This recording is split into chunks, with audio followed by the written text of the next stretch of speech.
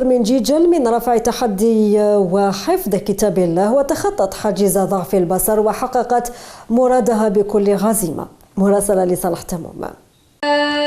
أصابتهم مصيبة قالوا إنا لله وإنا إليه راجعون.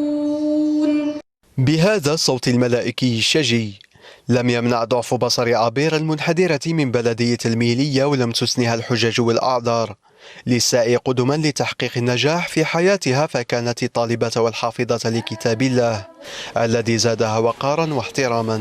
تخصصي أنا يعني تخصص اللغة الإنجليزية. بعد تخرجي مباشرة حبيت نلتحق بمجال حفظ القرآن، نوع من تغيير حياتي للأفضل. يعني ما كانش في العائلة حافظ للقرآن أو مرتل أو واحد حتى أنه يدفعك إلى هذا المجال. لظروف صحية عندي أو قصر النظر، فكان هذا المعيق الثاني شوية أعاقني. الحمد لله الإنسان كل ما يتمناه ويطمح إليه يصل إليه بإذن الله. تواظب على الحضور وتستظهر ما عليها، وما شاء الله ما كانش عندها أخطاء، كانت من النجباء. تمكنت عبير من رفع التحدي وحفظ كتاب الله لتتوج بالتاج والوقار كحافظة وخاتمة له، فكانت الطالبة الجامعية الملتزمة وصاحبة الإرادة التي تجاوزت كل الصعاب. يعني حوالي 6-7 سنوات من الحفظ والترتيل. الحمد لله يعني أتممنا حفظ القرآن وحمل كتاب الله.